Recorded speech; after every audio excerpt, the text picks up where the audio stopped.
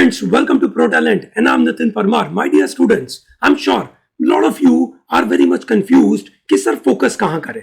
ठीक है, we have a lot of thing to do in the last 25 days. Yes or no? We have to appear for a lot of mocks. ठीक है, we have a lot of weak areas where to improve. ठीक है, there is some problem with respect to syllabus completion. Sir, what should we do? Should we first complete our syllabus and then appear for the mock? Or you can say, sir, what should I do for current affair? What is the revision strategy should I use? ठीक है, so दोस्तों बात यह है कि अगर हमें यह पता है कि हमारी एग्जाम कैसी है, ठीक है, और अगर हम थोड़ा सा मतलब एक शांति से 2 मिनट 3 मिनट सोचेंगे तो हमें शायद पता चल जाए कि हमें करना क्या है. ठीक है, हम हड़बड़ाहटी में नहीं रहेंगे. दोस्तों मेरा मानना है कि आपको यह पता होना चाहिए कि क्लैट आपकी स्किल बेस्ड एग्जाम है. It is not just knowledge based exam. Yes और no? Obviously it's a mix of knowledge. Current affair में नॉलेज चाहिए ही चाहिए. ठीक है, तो रट्टा मारना पड़ता है. रट्टा मारने के बाद रिवाइज करते रहना पड़ता है. ठीक है, ऐसा अपने आपको याद कराना पड़ता है कि भूल न जाना दोस्त, है ना. ठीक है, that is what knowledge based exam. दूसरा पार्ट है स्किल बेस्ड एग्जाम. मतलब आपके पास कोई चीज का नॉलेज हो, वो जरूरी मतलब थोड़ा जरूरी है, बेसिक फंडामेंटल जरूरी है, पर आपको ऑन द स्पॉट, ठीक है, अपने दिमाग को अप्लाई करके, कॉमन सेंस अप्लाई करके, रैशनल आदमी के नजरिए से, एक रीजनेबल आदमी के नजरिए से, एक एक्सपर्ट के नजरिए से भागना है. ठीक है, और स्कोर लगाना है. ठीक है, गोले बनाने हैं, स्कोर लगाना है. तो दोस्तों आपकी एग्जाम दोनों तरीके की है. ये सुनो, नॉलेज है कुछ सब्जेक्ट में, कुछ सब्जेक्ट में स्किल है. ठीक है, current affair pure knowledge based है. ठीक है, स्किल बेस्ड हो गया आपका RC, logical reasoning, legal reasoning, quantitative, पूरा स्किल बेस्ड हो गया. ये सुनो. सो दोस्तों अब करना क्या है? क्या मुझे सिलेबस कंप्लीशन पे ध्यान देना चाहिए? यस. कहां पे? जहां नॉलेज बेस्ड एग्जाम है, which means current affair. So I must complete my syllabus. If I don't complete syllabus and I only appear for test, it is not going to help me. So I must complete my syllabus for current affair. दोस्तों मुझे can't का भी syllabus complete करना चाहिए. मुझे हर concept आना चाहिए, percentage आना चाहिए, प्रॉफिट लॉस आना चाहिए, वर्क एंड टाइम आना चाहिए, रेशियो प्रोपोर्शन आना चाहिए, वेन डायग्राम आना चाहिए, सब कुछ आना चाहिए ना. So that is syllabus completion के ऊपर ध्यान देना है. यस और no? Now comes you can say the other area, है ना. अब आते हैं बाकी एरिया. लीगल में क्या करूं? लीगल में should I complete my syllabus? Sir मेरा कॉन्स्टिट्यूशन बाकी है, मेरा कॉन्ट्रैक्ट बाकी है, मेरा टॉट बाकी है. भाई साहब अगर तुम्हारा इतना सारा बाकी है ना तो प्रॉब्लम है. जो आपने 2-2 घंटे के रिवीजन मॉड्यूल डाले ना, प्लीज उसको खत्म करें. दोस्तों अगर आपने साल भर तैयारी नहीं करी तो definitely there is a problem. ये वीडियो साल भर की तैयारी नहीं करी उन बच्चों के लिए नहीं है, उन बच्चों के लिए जिन्होंने रिजनेबली तैयारी करी है. तो भैया उनको रिविजन कर देना है. रिवीजन से फायदा क्या होता है? रिवीजन से बहुत सारी चीजें रिकॉल हो जाती है जो हमारे मन में कंफ्यूजन चल रहा था. हम एज्यूम करते थे कि मुझे आता है, पर इन रियलिटी हमें नहीं आता है. हम अज्यूम करके चलते हैं कि मुझे आता है, ठीक है, पर हम दो चीजों को मिक्स कर देते हैं. वाइकेरियस लायबिलिटी का फंडा मिक्स कर देते हैं कोई गलत चीज के साथ. ठीक है, दिस क्राइम के अंदर कन्वर्जन और डेटिन्यू को हम मिक्स कर देते हैं. तो दोस्तों ये सब चीजें ना हो, इसलिए रिवीजन चाहिए. ठीक है, तो क्या करें? रिवीजन और वीक एरिया के ऊपर कहाँ फोकस करें? दोस्तों अगर आपको पता है स्किल बेस्ड एग्जाम है, ठीक है, तो आपको ये पक्का पता होना चाहिए कि स्किल बेस्ड एग्जाम के अंदर आपको रिवीजन इंपॉर्टेंट है, पर उन चीजों का रिवीजन सबसे ज्यादा इंपॉर्टेंट है जो वीक एरिया का है. वीक एरिया कहां से पता चलता है? वीक एरिया पता चलता है मॉक टेस्ट लिखने से. तो क्या मुझे रोज मॉक टेस्ट लिखने चाहिए? बिल्कुल रोज मॉक टेस्ट लिखने चाहिए. अगर आप रोज मॉक टेस्ट नहीं लिखते हो तो गलत बात है. ये सुनो दोस्तों, आज से लेकर 19 तारीख तक रोज मॉक लिखने हैं. ये सुनो. सो दोस्तों अगर आपके पास मॉक नहीं हो इतने, आइए प्रो टैलेंट को ज्वाइन करिए, because we have provided you high quality you can say mock test. Similarly current affair, ठीक है, करंट अफेयर में आप सिलेबस तो कंप्लीट करेंगे, ठीक है, पर सिलेबस कंप्लीशन के साथ साथ उसकी प्रैक्टिस कौन करेगा? प्रैक्टिस का मतलब क्या है कि मैंने याद तो कर लिया, ठीक है, मैंने सिलेबस पढ़ तो लिया, क्या मैं उसको रिकॉल कर रहा हूं? मैं उसको रिकॉल कर पा रहा हूं? मैं क्या उसको सही तरीके से चीजों को कनेक्ट कर पा रहा हूं? That is very important. दोस्तों आखिर के 25 दिनों में यू नीड हेल्दी माइंड. ठीक है, आपकी पढ़ाई में आपको पता है कहाँ फोकस करना चाहिए, ठीक है। अगर आपको पता है कि मैं यहाँ पे फोकस करूँगा तो रात को अच्छी नींद आएगी, सुबह फ्रेश उठेंगे, अपनी पढ़ाई पे ध्यान दे पाओगे और आउटकम अच्छा निकाल पाओगे।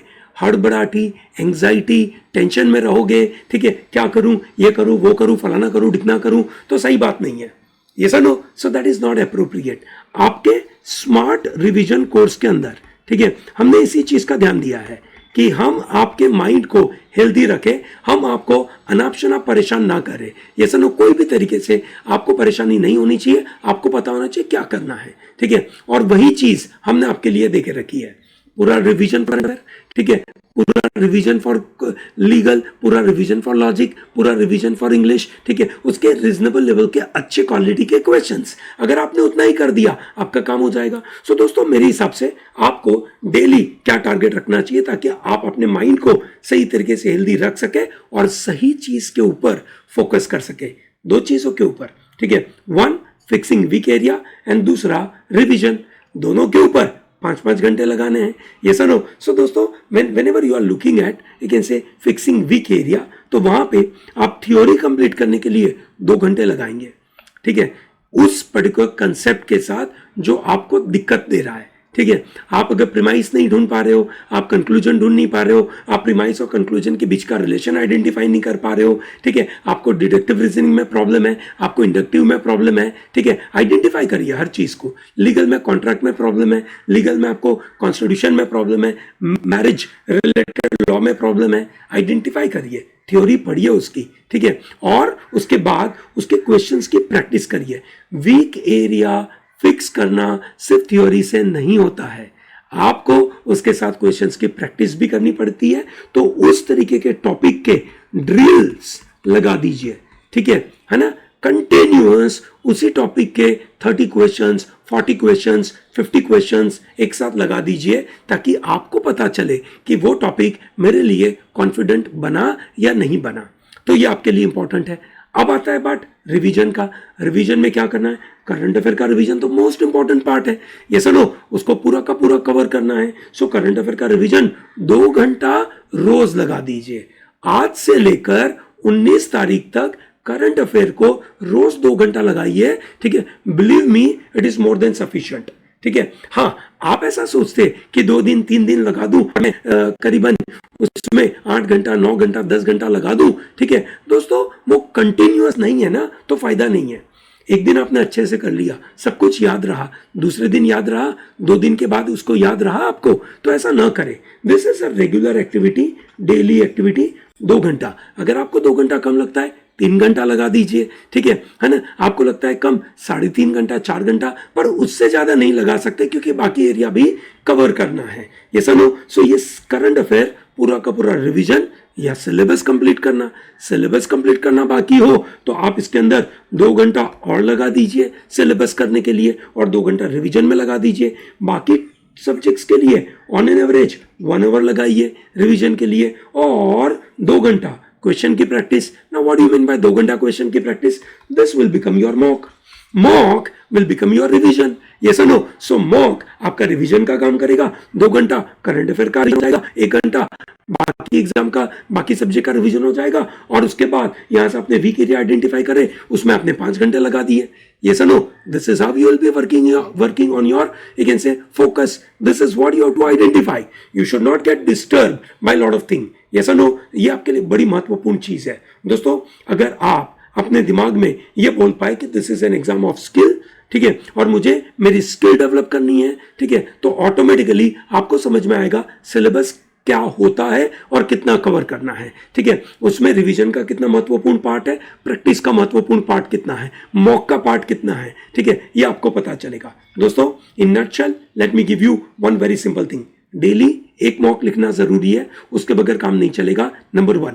नंबर 2, मॉक के बाद आपको पता चला वीक एरिया क्या है, आप उस वीक एरिया पे थ्योरी पढ़ेंगे और टेस्ट क्वेश्चंस की प्रैक्टिस करेंगे। तीसरा, करंट अफेयर का पूरा सिलेबस कवर करना जरूरी है, करंट अफेयर सिलेबस कंप्लीट नहीं करा तो नहीं चलेगा। But it has to be on a daily basis, उसके बगैर काम नहीं चलेगा, बराबर है. So that is daily basis, current affair का सिलेबस करो और करंट अफेयर को रिवाइज भी करो. So that is very important. Okay, ठीक है. एंड चौथी इंपॉर्टेंट चीज, अपने आप को मेंटली स्टेबल रखो और जो भी टारगेट रखते हो सोच समझ के रखो, अनाप शनाप टारगेट मत रखो ताकि एंग्जाइटी बढ़े नहीं. ये मान के चलो कि एंड मौके के ऊपर अगर आप अपने आप को बैलेंस रखोगे, कॉन्फिडेंट रखोगे, ये आपका सक्सेस दिलाएगा और कोई चीज आपको सक्सेस नहीं दिलाएगा. So make sure that you are putting right efforts. I hope it is very clear to everyone.